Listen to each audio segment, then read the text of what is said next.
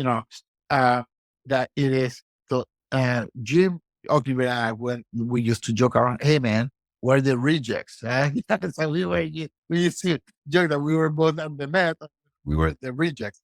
But the thing was that it is very important the words that one uses to teach.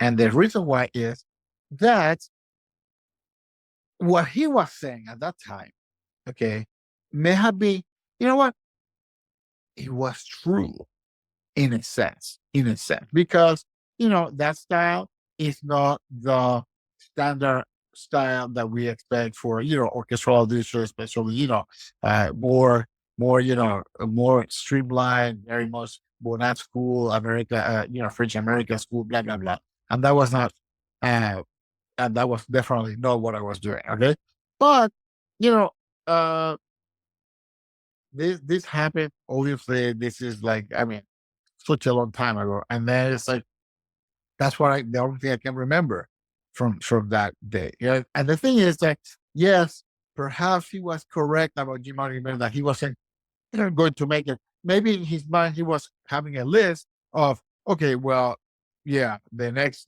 person to replace Larry Combs or when Stanley Drucker retires. Okay, and perhaps that's it. But Jim had not picked up a bass line when he was there. Because what happens is that he went to the Marines, and then after the Marine, and then he was in the Charles Symphony.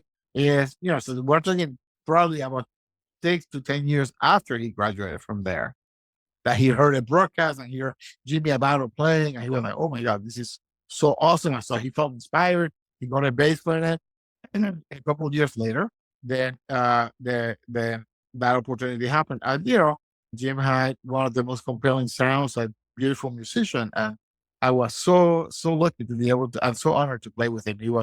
I learned a lot, and he was just really fantastic. But the thing is that then, as a teacher, what I find is that it's important to allow for the seeds to grow.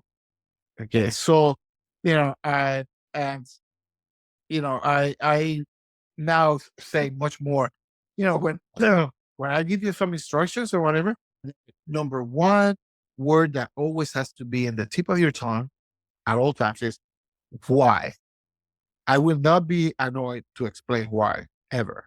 Okay, because there are reasons for everything, and then there will be points where there will be